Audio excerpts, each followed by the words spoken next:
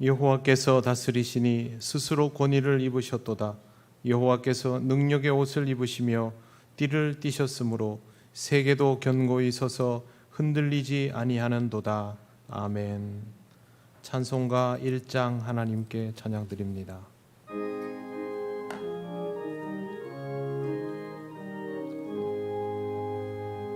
만복의 근원 하나님, 온 백성 찬송 드리고 저 천사여 찬송하세. 찬송 성부 성자 성령.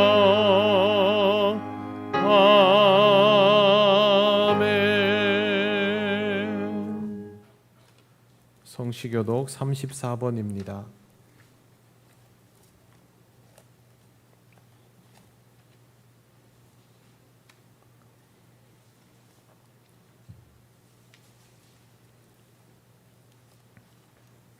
우리의 능력이 되시는 하나님을 향하여 기쁘게 노래하며 야곱의 하나님을 향하여 즐거이 소리칠지어다.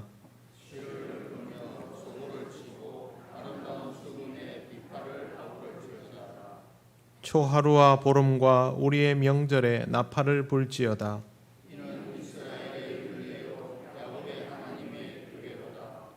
하나님이 애굽 땅을 치러 나아가시던 때에 요셉의 족속 중에 이를 증거로 세우셨도다.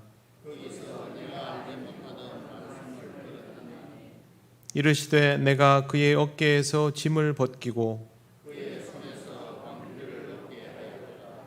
내가 고난 중에 부르짖음에 내가 너를 건졌고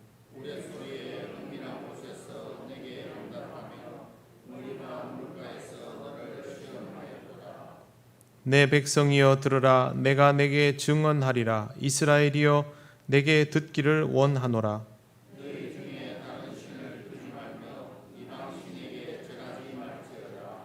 나는 너를 애굽 땅에서 인도하여 낸 여호와 내 하나님이니 내 입을 크게 열라. 내가 채우리라 하였으나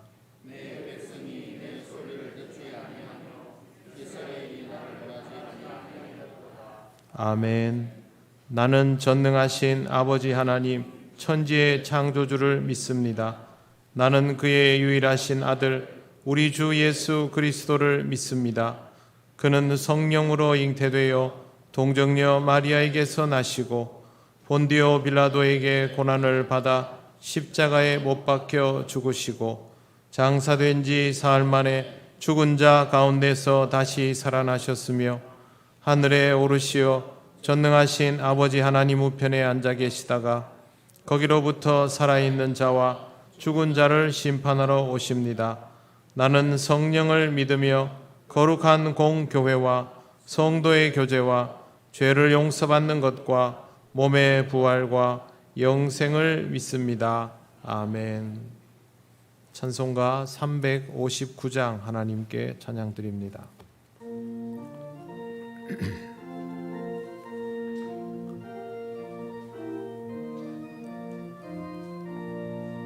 천성을 향해 가는 성도들아, 앞길의 장애를 두려워 말라.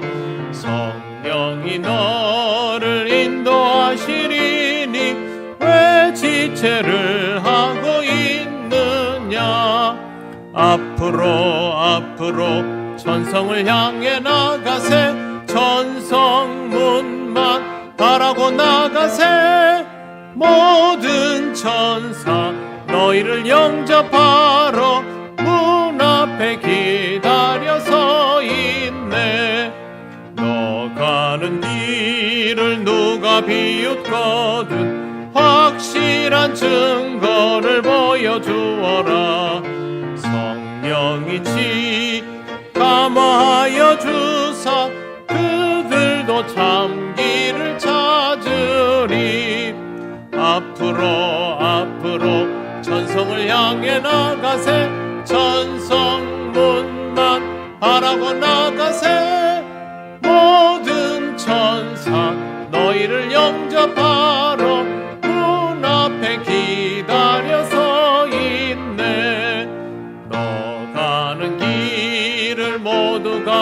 전에 내 손에 든 검을 꽂지 말아라. 저 마귀 흉계 모두 깨뜨리고 끝까지 잘 싸워 이겨라. 앞으로 천성을 향해 나가세. 천성문만 바라보 나가세. 모든 천사 너희를 영접하러 문 앞에 기다려서 있네. 아멘.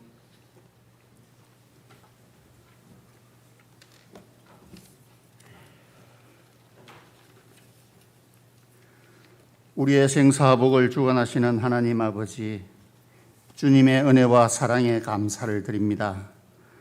죄 많은 저희들을 회복할 때까지 인내하시며 스스로 참여하게 하시니 또한 감사를 드립니다. 용서하여 주시고 위로하여 주시옵소서. 조석으로 제법 선선함을 느끼며 들녘의 곡식들은 주님 주신 햇살로 알랄이 결실을 보는 이때, 주중에는 태풍의 영향으로 많은 비를 예고하고 있습니다. 봄부터 정성껏 키운 오곡백과들이 태풍으로 추수를 준비하는 농부의 마음에 상처가 없도록 인도하시고 비로 인한 피해가 작을 수 있도록 은혜를 허락하옵소서.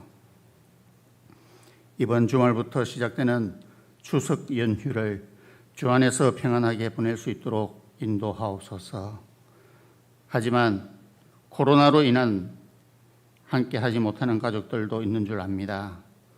몸은 멀리 있지만 마음은 한 곳에 모여 주님을 찬양하게 하시고 빠른 코로나 종식으로 모든 사람들이 안심하고 편히 왕래하며 교류하는 세상이 올 수 있기를 간구합니다.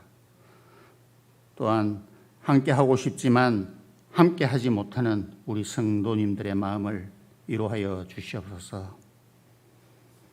저번 주에 있었던 영적 성장을 위한 가을 새벽 기도회로 모든 성도에게 은혜를 허락하심도 감사드립니다. 우리들에게 새로운 영의 양식으로 영적 승리를 위해 다시금 중무장하게 하시고, 또한 시간이 여의치 못해 함께 하지 못한 성도들에게도 주 안에서 함께 성장할 수 있도록 인도하시고, 주님으로 인해 내 삶이 풍성해지고 나로 인해 주님의 사랑이 널리 퍼지는 아름다운 세상이 되게 하옵소서. 비를 원하던 엘리야의 기도에 주님이 보내신 작은 구름처럼 우리들의 마음에도 아주 작은 희망을 가지게 하시고 그것을 키워서 풍성한 결실을 맺는 진정 성숙한 크리스찬이 되게 하옵소서. 기온차가 많이 나는 한절기에 모든 성도들의 건강을 지켜주시고 특별히 연로하신 분들의 건강을 허락하셔서 주님 주신 이곳 성전의 교제를 허락하옵소서.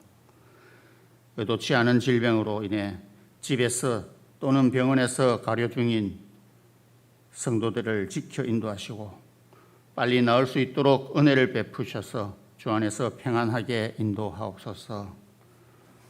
또한 이곳 통영을 떠나서 멀리 타지에서 살아가는 주의 자녀들을 지키고 인도하옵소서.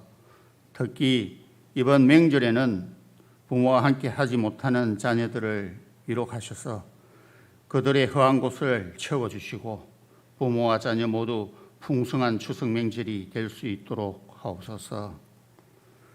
말씀을 들고 서신 주의 사자를 축복하시고 그 입술을 주장하셔서 듣는 이들의 마음을 감동케 하사 한 주 한 주 살아가는데 삶의 원동력이 되게 하시고 누구에게도 이길 만한 영적 성장을 허락하옵소서.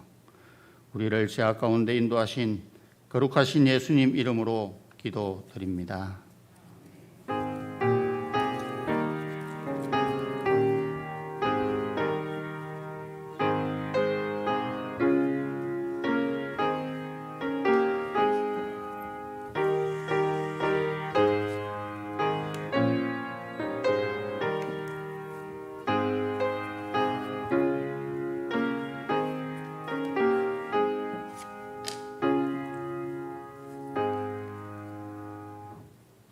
하나님 말씀 에베소서 6장 17절에서 20절입니다.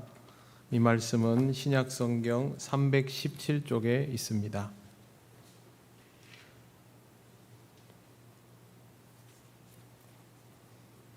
에베소 6장 17절에서 20절 말씀 봉독하겠습니다.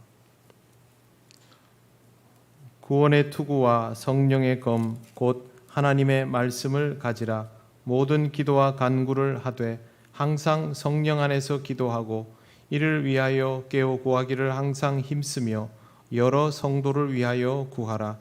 또 나를 위하여 구할 것은 내게 말씀을 주사 나로 입을 열어 복음의 비밀을 담대히 알리게 하옵소서 할 것이니, 이 일을 위하여 내가 쇠사슬에 매인 사신이 된 것은 나로 이 일에 당연히 할 말을 담대히 하게 하려 하심이라. 아멘. 기도드리겠습니다. 하나님 아버지, 은혜를 감사합니다. 부족한 종을 통하여 이 시간 하나님의 말씀이 온전히 전해질 수 있도록 성령님 역사하여 주옵소서. 예수님 이름으로 기도드립니다. 아멘. 지난 2주 동안 주일과 새벽을 통해서 하나님께서 우리를 어떻게 무장시키시고 영적 전쟁에서 어떻게 승리하게 하시는가에 관한 말씀을 나누었습니다. 여러분에게 가장 힘겨울 수 있는 이 전쟁에서 승리하고 싶다면 지난 주일의 말씀과 또 새벽 기도회의 내용을 유튜브를 통해서라도 꼭 확인하시기를 바랍니다. 오늘은 영적 전쟁에 관한 마지막 말씀입니다. 오늘 말씀에는 구원의 투구가 먼저 등장하고 있습니다. 투구는 전쟁에서 병사의 머리를 보호하기 위한 장비입니다. 다른 곳과 달리 머리는 한 번의 가격으로 숨이 끊어질 수 있습니다. 그렇기 때문에 다른 어떤 곳보다 확실한 보호가 필요하고, 다른 갑옷들이 천으로 만들어지던 시대에도 투구는 이미 청동과 철로 만들어져서 사용이 되었습니다. 눈만 제외하고는 다 가려지도록 해야 할 만큼 이곳은 생명과 직결되는 부위인 것입니다. 바울은 이렇게 생명과 직결되는 부위를 보호하는 투구와 구원이라는 단어를 일치시켜 놓았습니다. 우리의 영적 생명을 보호하는 투구는 바로 구원이다라는 의미입니다. 이 말을 우리는 구원의 확신이라고 이해해도 좋습니다. 신앙생활은 구원의 확신 위에서 이루어집니다. 그렇기 때문에 어떤 경우에도 구원의 확신을 잃어버리면 안 됩니다. 구원의 확신을 잃어버리면 일격에 우리의 심령은 무너지게 되기 때문입니다. 하나님을 믿지 않기 시작했다라고 하면 그 다음부터는 신앙생활이다라고 할 수 없게 됩니다. 신앙생활을 하다가 신앙을 잃어버리는 사람들이 있습니다. 그리고 잃어버린 줄도 모르는 사람들도 있습니다. 이런 분들은 너나 할 것 없이 무엇보다도 구원의 확신이 흔들리며 깨져버린 경우입니다. 어쩌면 처음부터 구원의 확신도 없이 신앙생활을 했을 수도 있습니다. 그냥 교회를 왔다 갔다 하는 것이 신앙생활이겠거니라고 생각하는 사람들도 의외로 많기 때문입니다. 신앙생활은 구원의 확신 위에서 이루어지는 것이다 라는 사실을 꼭 기억하시기를 바랍니다. 결국 우리는 항상 예수께서 나의 구원자이시다 라는 사실을 끊임없이 스스로에게 확인시켜 나가야 합니다. 이 말은 믿어야 한다라고 강요를 하려는 것이 아닙니다. 믿음은 강요되지 않습니다. 믿어져야 자연스럽게 자기 것이 됩니다. 혹자는 이렇게 말합니다. 안 믿어지는데 어떻게 믿을 수 있습니까? 당연히 그냥은 믿어지지가 않지요. 아무 경험도 없이 무작정 그것을 믿는다라고 말한다고 해서 믿어지는 것은 아닙니다. 중요한 것은 주님과의 만남이 있은 후에도 믿어지지 않느냐 하는 것이죠. 그래서 먼저 주님을 만나 보아야만 합니다. 그게 우선이고 그 다음에 판단을 해야 합니다. 통영에서 이렇게 살아보면서 이런 것들은 정말 좋고 이런 것들은 좀 미흡하고 이건 많이 아쉽고 이런 판단들을 합니다. 그래도 우리가 통영에서 계속 사는 이유는 그래도 우리가 살고 있는 이 통영이 참 좋다라는 판단을 하는 것이죠. 이런 우리의 판단과 인터넷에서 사진을 몇 장 보고 통영이 참 좋네라고 하는 것이 똑같을 수 있습니까? 전혀 다릅니다. 요즘같이 코로나가 있을 때는 뭐 차에서 거의 내리지도 않고 드라이브만 하다가 가는 경우도 있죠. 아름다운 바다와 하늘을 보는 것은 맞습니다만 그들이 그걸 보고서 통영 참 좋네 혹은 뭐 별로네 이렇게 말하는 것은 우리가 내리는 판단과는 완전히 다릅니다. 경험 자체가 다르기 때문입니다. 신앙생활도 마찬가지입니다. 주님을 믿어보려고 해도 잘 믿어지지 않는다. 경험을 제대로 해보고 판단을 해야 하죠. 이 판단을 내리고 싶다면 하나님과 전심으로 마주해야 됩니다. 주님과 한번 부대껴 보아야 합니다. 예수님이 어떤 분인지, 하나님이 어떤 분인지, 주님이 우리에게 무엇을 말씀하시고 어떤 것들을 경험하게 하시고 어떤 길을 보여주시는지를 직접 내가 겪어보아야만 하나님이 계시는구나 안 계시는구나, 하나님을 마주 대하여 보았더니 실체가 느껴지는구나 아니구나, 뭘 할 거 아닙니까? 그런 것도 해보지 않은 채로 예수 믿어봐야 별 것 없다라고 말하는 일은 참 어리석은 생각입니다. 구원의 투구라는 것은 신앙생활을 제대로 하는 사람에게만 씌워지게 되는 것입니다. 여러분의 생명을 지킬 구원의 투구를 쓰고 싶다면 먼저 충분하게 주님을 경험하시기를 바랍니다. 하나님과 부대끼는 삶을 경험해 보셔야 합니다. 좋은 것도 있으면 좋겠지요. 근데 그거보다는 하나님이 내 인생에 제동을 걸고 내가 가고자 하는 방향을 틀어버리고 나를 이끌고 이리저리 이끄시는 것들을 한번 겪어봐야 합니다. 그래야 판단을 내릴 수 있습니다. 드디어 공격용 무기가 나왔습니다. 이름하여 성령의 검입니다. 전쟁에서 공격용 무기는 전부 살상용입니다. 영화나 드라마에 보면 이 무기를 든 전사의 모습이 나오면 굉장히 멋있지 않습니까? 그런데 제가 군에 가서 처음으로 총을 잡아 보았을 때의 느낌은 전혀 그렇지가 않았습니다. 총을 잡는 것만으로도 긴장이 됐습니다. 그리고 총소리는요, 이렇게 가까이서 이렇게 쏘면 바로 귀 옆에서 총소리가 나지 않습니까? 어마어마하게 큰 소리가 납니다. 정신을 못 차릴 정도로 처음에는 그 소리가 크게 느껴지고 사격을 하면 이 어깨가 주먹으로 때린 것처럼 뒤로 밀립니다. 칼도 무섭습니다. 창도 마찬가지고 화살도 마찬가지입니다. 화살 머리가 왜 그렇게 생겼습니까? 들어가면 못 빼도록. 무기는 다 상대방에게 어떻게 하면 치명타를 입혀서 빨리 죽게 만들까를 연구해서 만들어낸 것들입니다. 그런데 성령의 검은 이런 용도가 전혀 없습니다. 오히려 그 반대입니다. 어떻게 하면 상대방을 살릴 수 있을까? 이런 용도로 만든 것입니다. 지금까지는 전부 방어에 관한 것들만 있었는데 공격용이라고 이게 하나 나와 있으면 우리가 쓸 수 있는 거는 이거밖에 없다는 뜻입니다. 그런데 성령의 검이 과연 무기라고 할 만할까요?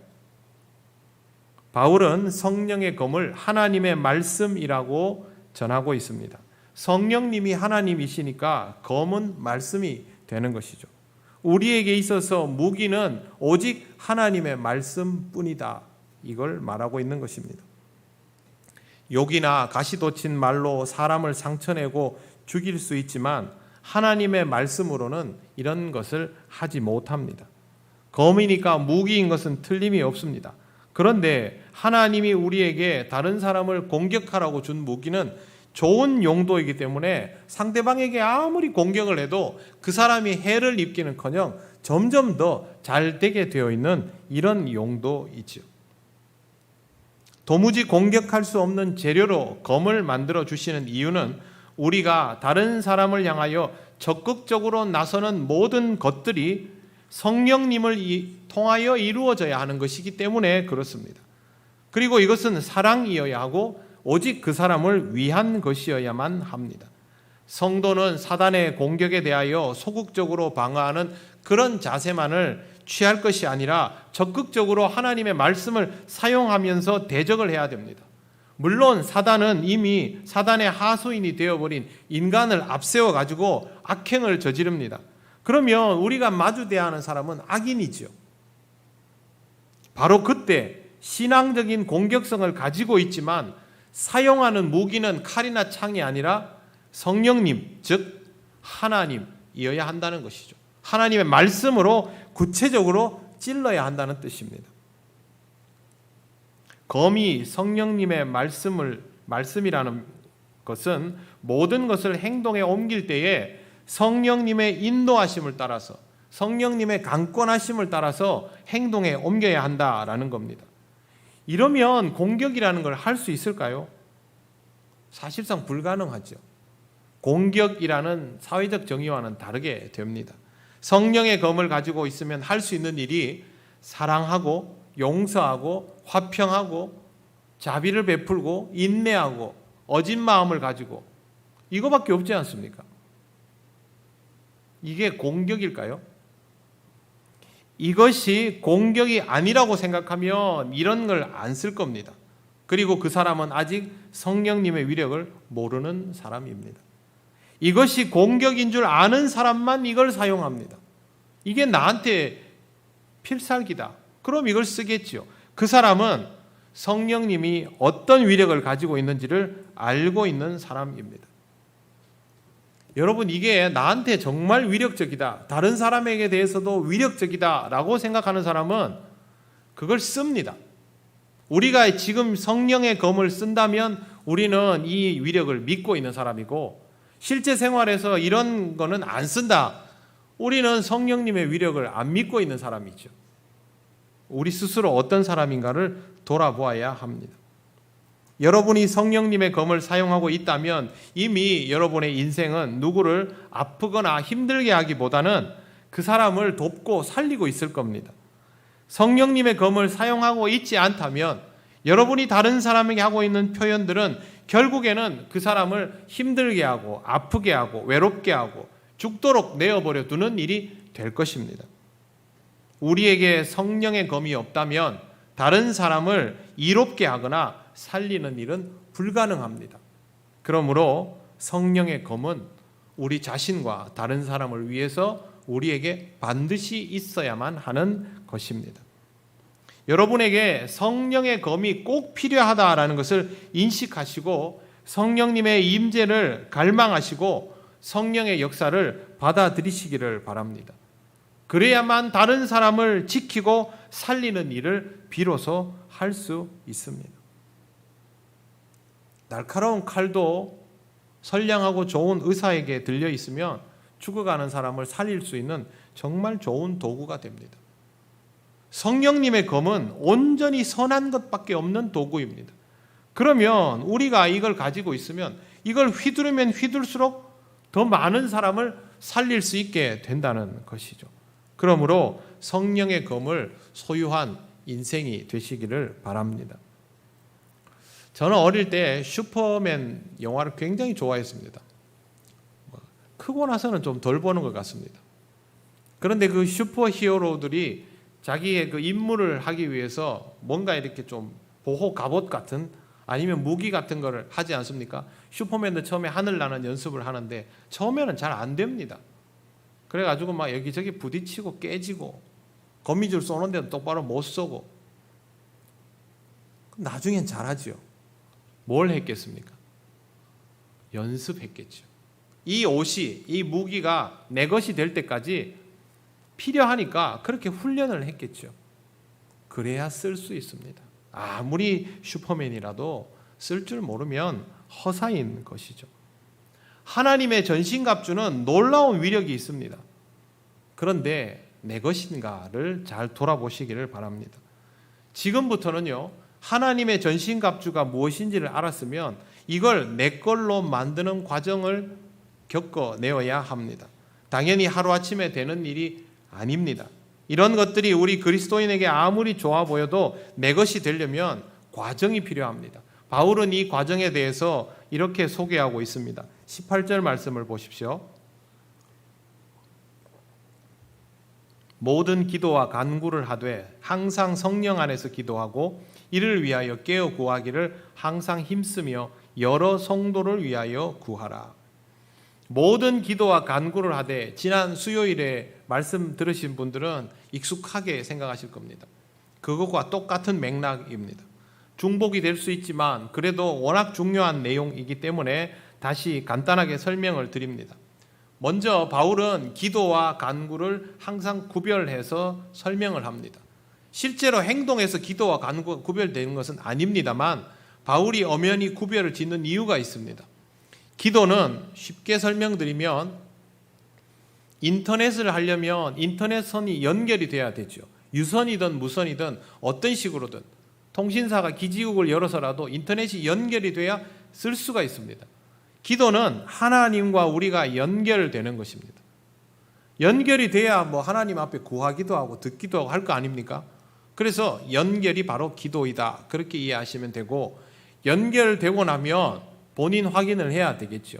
하나님 접니다, 그렇게 시작하는 겁니다. 하나님 앞에 하나님 말도 지독하게 안 듣는 접니다. 하나님 오늘도 화만 내었던 접니다. 하나님 열심히 살았지만 생각보다 결과가 별로 좋지 않았던 저입니다. 하나님 오늘은 참 컨디션 좋아서 좋은 결과가 있었던 저입니다. 뭐 여러 가지가 있겠죠. 하나님 몸이 자꾸 아픈 저입니다. 마음이 자꾸 아픈 저입니다. 외로운 사람입니다. 저는 이런 거 다 있죠. 하나님 앞에 내가 누구인지를 내려놓는 겁니다. 하나님은 우리가 누구인지 당연히 아십니다. 그러나 그렇게 표현하면서 우리의 마음이 하나님 앞에 열려짐으로 하나님은 그렇게 우리로 하여금 기도하게 하십니다. 기도는 바로 이렇게 나를 하나님 앞에, 하나님과 내가 연결되고 하나님 앞에 나를 내어놓는 것, 나를 열어놓는 것, 그렇게 받아들이시면 됩니다. 물론 하나님은 우리의 기도를 계속 들어주십니다. 그리고 이 기도는 하나님과의 연결을 통해서 하나님께서 우리에게 말씀하는 것을 듣는 자리입니다. 우리가 살아가면서 참 인생이 어렵다라고 생각될 때가 있습니다. 그러면 여러분 자신에게 한번 물어보십시오. 인생이 어려운 이유는 내가 길을 몰라서 어려울 때가 많습니까? 길을 알지만 그 길을 가기 싫어서 어려울 때가 많습니까? 1번입니까? 2번입니까? 2번이 많지요. 답을 알고 있지만 이 답은 내 마음에 들지 않기 때문에 어떻게든 다른 답이 없을까? 하나님이라면 다른 답을 주실 수 있지 않을까? 이러는 경우가 훨씬 많습니다. 성경에는 답이 다 있거든요. 성경을 봐도 마음에 흡족지 않죠. 내가 원하는 답은 아니거든요. 그렇지만 기도하면서 나를 하나님 앞에 열어놓으면 하나님이 내게 주시는 답을 들을 수밖에 없고 깨달을 수밖에 없고 박힐 수밖에 없습니다. 그러다 보면 우리가 하나님께 점점 맞추어져 갑니다. 기도가 깊어지면 깊어질수록 하나님이 우리에게 맞추시는 것이 아니라 우리가 하나님께 맞추어져 가게 되어 있죠.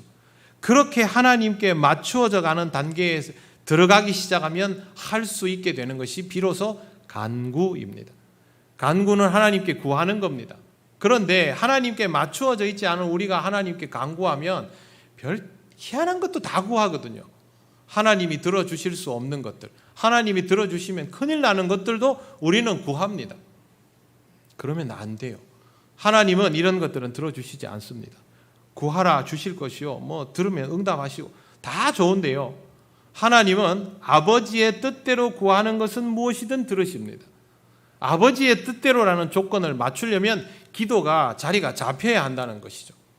그 다음에 간구입니다. 하나님이 우리가 구하는 것을 마음대로 들어주시면 선하심이 침해당할 수 있습니다. 공의로우심에 문제가 될 수도 있습니다. 그래서 결국에는 우리가 제대로 된 것을 구해야 됩니다.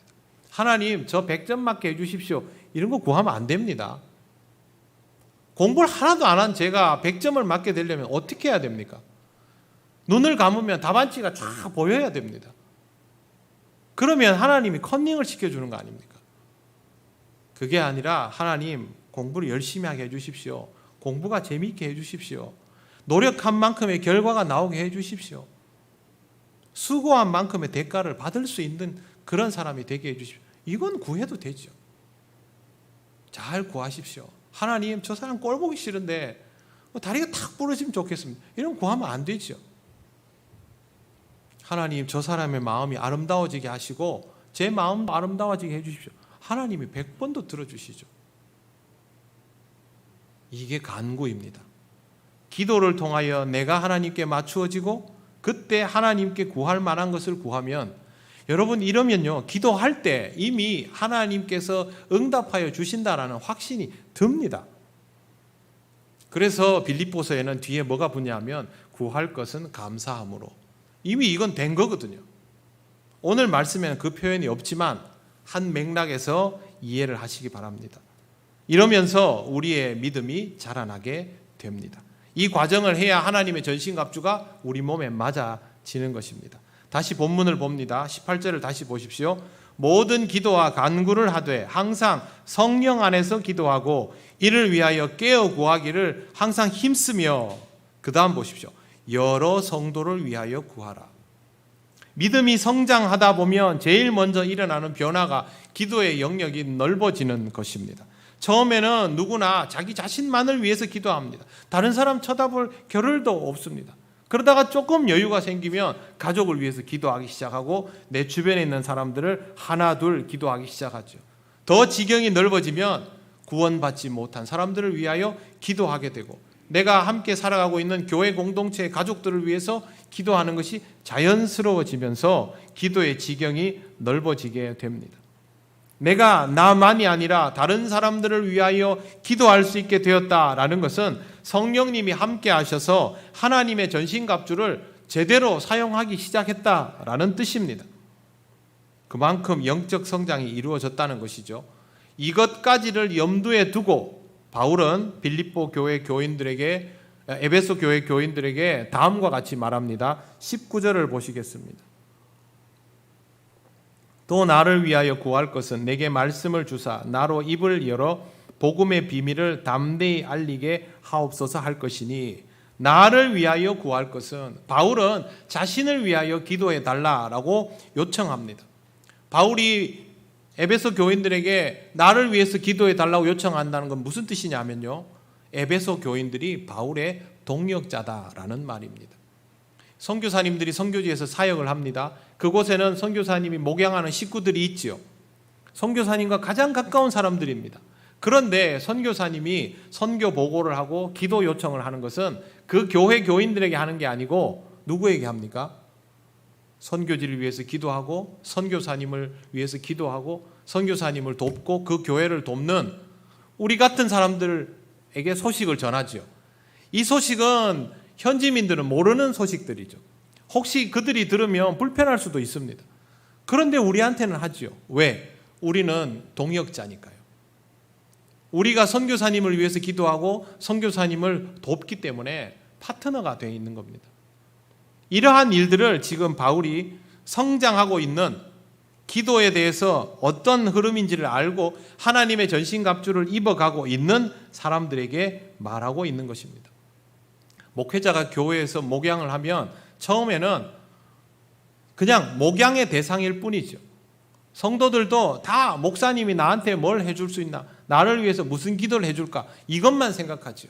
하지만 신앙적으로 점점 성장하는 성도들은 자신의 신앙에 여유가 생기면 생길수록 주변에 있는 사람들을 위해서 기도하게 되고 목사님에 대해서도 자연스럽게 기도하게 됩니다. 그러면서 목사님과 성도가 목회자와 목양 대상이 아니라 이것도 당연히 있죠. 그러나 파트너로서, 동역자로서의 관계가 형성되게 되는 겁니다. 교회의 실질적인 위력은 어디에서부터 나오느냐? 목회를 하는 사람과 목양의 대상자만 구성되어 있는 교회에서는 위력이 안 나옵니다. 그 교회 목사는 맨날 성도들 돌보는 일 외에는 할 수 있는 게 없습니다. 하지만 목사님과 성도들이 동역자가 되기 시작하면 이 교회는 더 이상 서로를 돌보는 문제에 갇혀 있지 않고 교회 밖에서 다른 일들도 할 수 있게 되는 것이죠. 그래서 이런 하나님의 전신갑주를 입는 영적 성장의 모습이 그토록 중요한 것입니다. 그래서 바울이 지금 에베소 교인들에게 나를 위해서 기도해 달라, 내가 복음의 비밀을 담대히 말할 수 있도록, 그 말이 무슨 뜻입니까? 복음을 전하는 지역에 복음이 제대로 뿌리가 내려지도록, 거기 교회가 세워지도록 여러분들이 기도하고 동역해 달라, 그런 뜻이죠. 주의 종을 위한 기도는 그 사람을 위한 기도가 아니라 그 사람을 쓰시는 하나님의 뜻에 맞추어진 기도입니다. 여러분이 저와 부목사님과 전도사님을 위해서 늘 기도해 주시는 것을 잘 알고 매우 고맙게 생각합니다. 여러분에게 신앙적인 여유로움이 없다면 할 수 없는 기도일 것입니다. 그런데 건강한 기도와 간구를 통해서 영적 성장을 이루어가는 분들이 우리 중에 많기 때문에 저는 그 기도의 위력을 느끼고 너무도 기쁘게 생각을 하고 있습니다. 우리가 점점 목회자와 목양자의 관계로서만이 아니라 동역자로서의 관계도 함께 성장하고 있다고 그렇게 받아들입니다. 여러분의 기도를 통해서 우리 목회자들은 하나님의 말씀을 전하는 것을 더 힘있게 잘 전할 수 있게 되고, 그러면 우리 교회는 더욱 성장하게 될 것입니다. 바울과 에베소 교회처럼 다른 교회를 위한 사역들도 감당할 수 있게 될 것입니다. 예전에 몇 번 말씀드린 것처럼 앞으로 교회의 숫자와 교인의 숫자는 줄어들 수밖에 없습니다. 특히 농어촌 지역은 더더욱 이런 현상이 심각합니다. 우리 시찰에도 교인들이 없는 교회가 있습니다. 그리고 극소수의 교인이 남아있지만 이미 연세가 80을 넘긴 분들이 두세 명 그렇게 있는, 교회 나오기도 쉽지 않은 그런 분들이 있는 교회가 있습니다.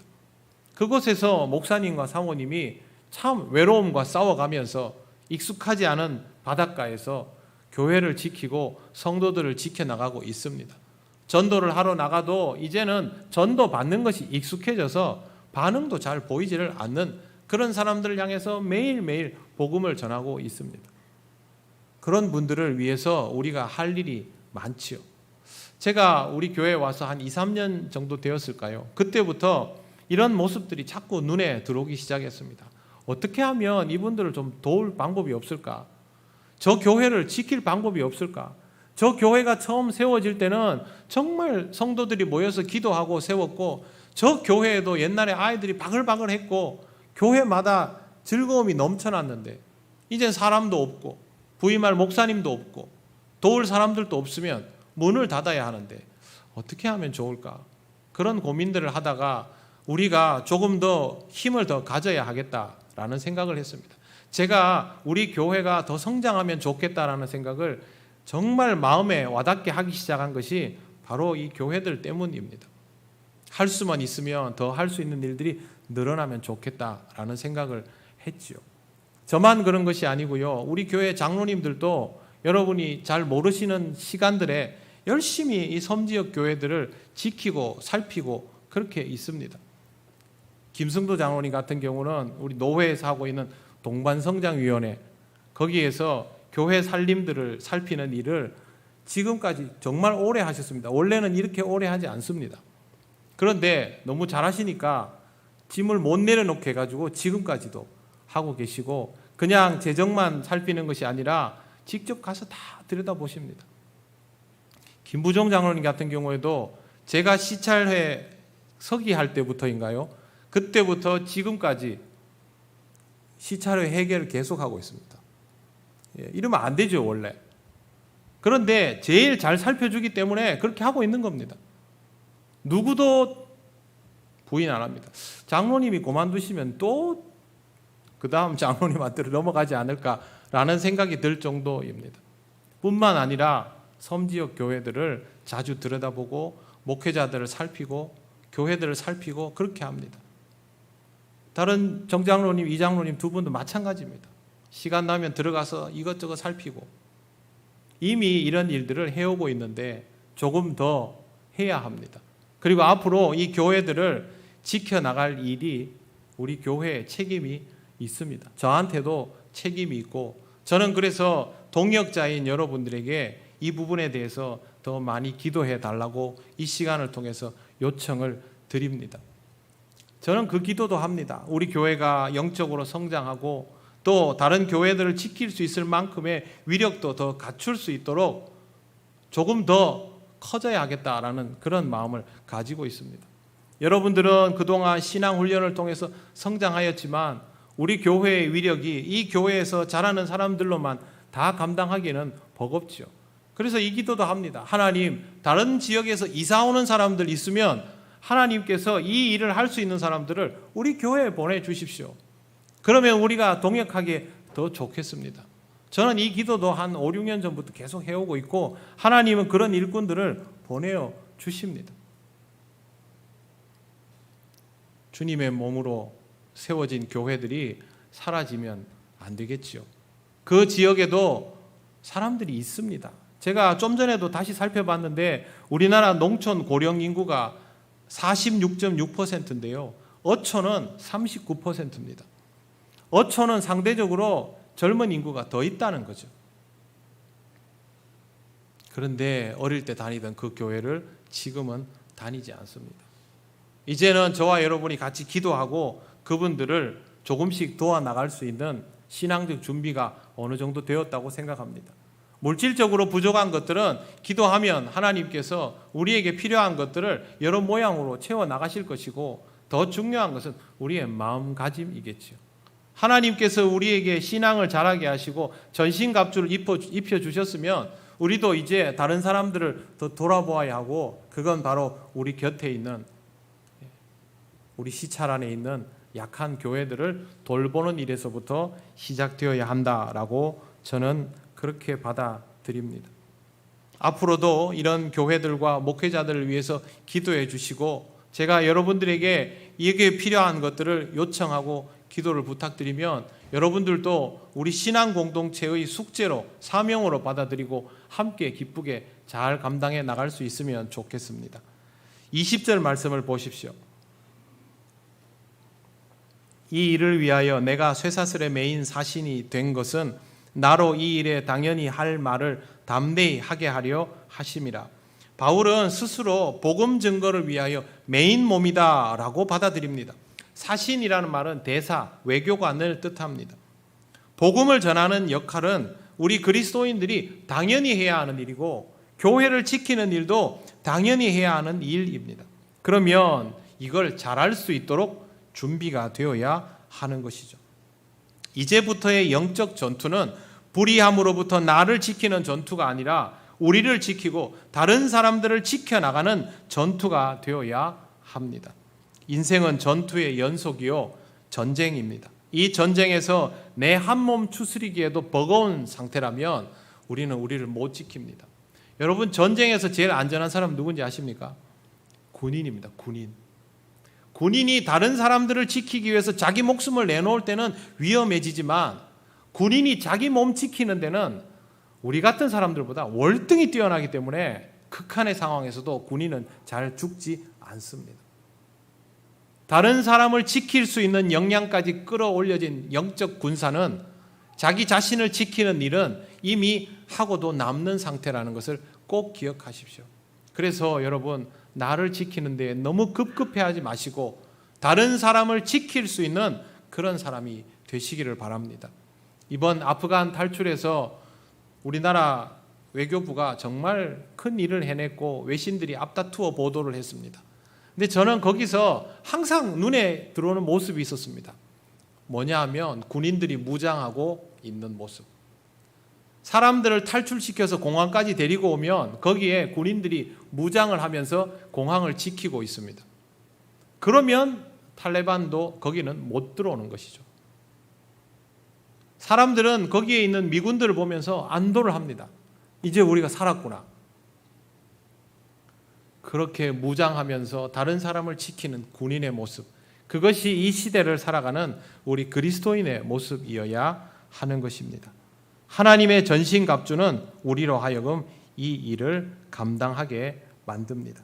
다른 사람을 지켜낼 수 있는, 다른 교회들조차도 지켜낼 수 있는 우리 교회는 영적 전투에서 이미 승리한 사람들입니다. 바로 여러분들이 이런 승리자로 하나님의 전신갑주를 입고 영적 전투에 임하게 될 때 하나님께서 여러분과 함께 하시고 승리케 하실 것입니다. 믿음을 가지고 여러분에게 익숙한 전신갑주가 되도록 하시고 정말로 이 승리를 맛보는 인생을 살아가시기를 바랍니다. 기도드리겠습니다. 하나님 감사합니다. 부족한 우리가, 죄 많은 우리가, 어리석은 우리가 하나님의 은혜로 믿는 자가 되고 믿음의 교회를 이루며 오늘까지 살아오게 하신 것을 감사합니다. 우리 자신도 지키지 못하여 급급해하는 인생이 아니라 우리 자신을 능히 지킬 뿐만 아니라 다른 사람들과 교회도 지켜나갈 수 있는 믿음의 군사로 살아가도록 성령님 인도하여 주시옵소서. 우리로 하여금 승리하게 하실 줄 믿사오며 예수님 이름으로 기도드립니다. 아멘. 찬송가 360장 찬양하시며 봉헌하시겠습니다.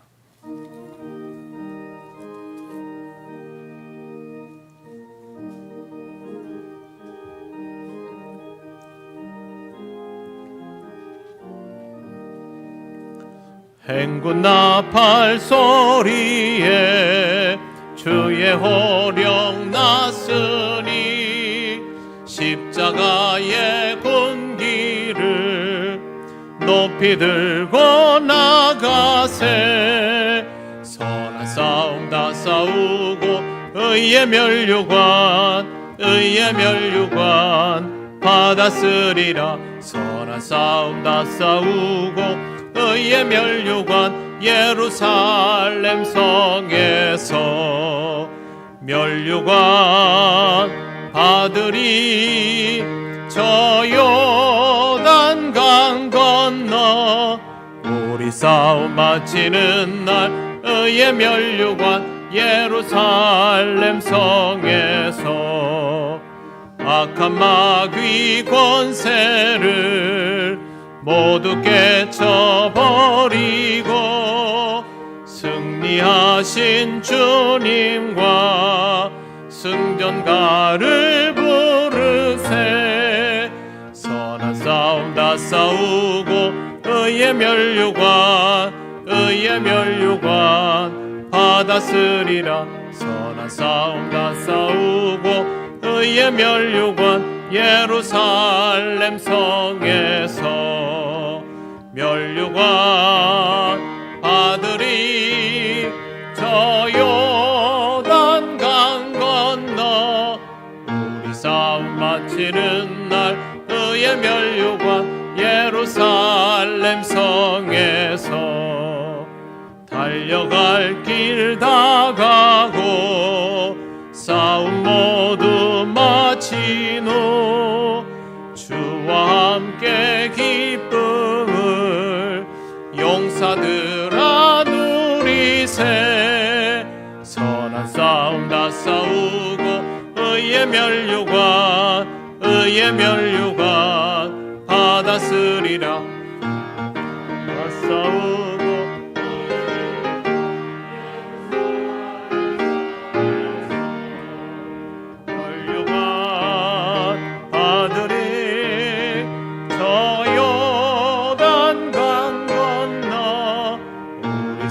마치는 날 의의 멸류관 예루살렘 성에서. 하나님 감사합니다. 오늘도 하나님 앞에 기쁨으로 예물을 드립니다. 언제나 하나님 앞에 이 마음으로 드릴 수 있도록 성령님 함께 하시고 인도하여 주옵소서. 우리 모든 성도들의 삶을 다음 한 주간도 지켜주시기를 원합니다. 필요한 것들을 채우시고 입혀 주시옵소서. 받을 때마다 하나님의 은혜임도 잊지 않게 하옵소서. 감사드리며 예수님 이름으로 기도드립니다. 아멘.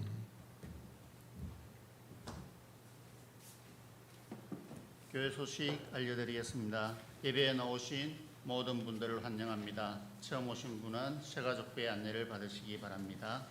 모임 있습니다. 교육부 회의 다음 주일 2부 예배 후에 본당에서 있습니다. 안내. 영적 성장을 위한 가을 새벽 기도회가 은혜 중에 마쳤습니다. 더욱 깊은 신앙의 성장을 위해서 계속해서 기도에 힘쓰시기 바랍니다. 두 번째, 세례 대상자 신청이 있습니다. 10월 3일 만국 성례주일에 실시될 세례 대상자 신청을 받습니다. 마감은 다음 주일까지입니다. 세 번째, 강단 곧장식입니다. 우리 김혜경 권사님 가정에서 해 주셨습니다. 감사합니다. 9월 함께 나눌 기도 제목 영적 승리를 위해서 연단하는 신앙이 되게 하소서. 삶의 터전을 지켜주셔서 시대의 어려움을 극복하게 하소서. 가족을 위하여 마음 다해 기도하는 9월이 되게 하소서. 좋은 습관 가지기 캠페인 일일 묵상 그리고 성경 읽기 해 주시기 바랍니다. 기사입니다.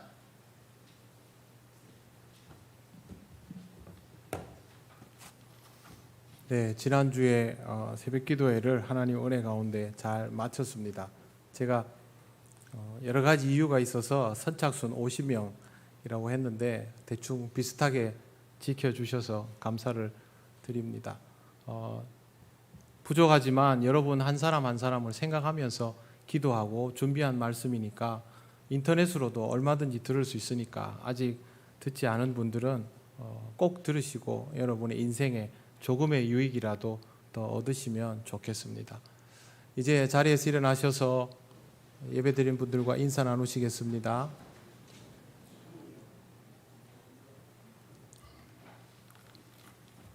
찬송가 635장 주기도문 찬양 드립니다.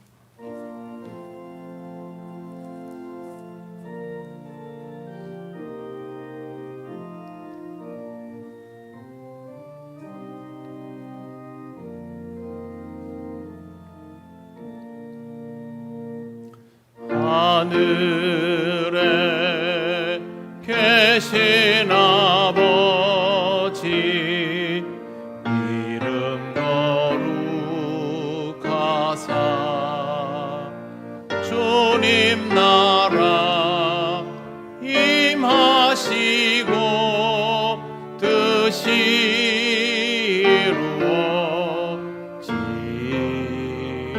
이루어지이다. 일용할 양식 주시고 우리들의 큰 죄 다 용서하옵시고 또 시험에 들게 마시고 악에서 구원하소서. 대개 주의 나라 주의 권세 주의 영광 영원히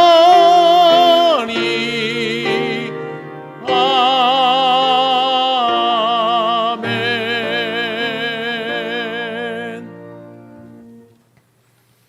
우리 주 예수 그리스도의 크신 은혜와 하나님 아버지의 놀라우신 사랑과 성령님의 교통하시고 인도하여 주심이 하나님의 전신갑주를 우리의 삶에 맞게 입고 하나님 나라의 군대로서 하나님 기뻐하신 일들을 기쁘게 잘 감당하기를 원하는 우리 통영교회 모든 권속들 위에 영원토록 함께 하시기를 간절히 축원하옵나이다. 아멘.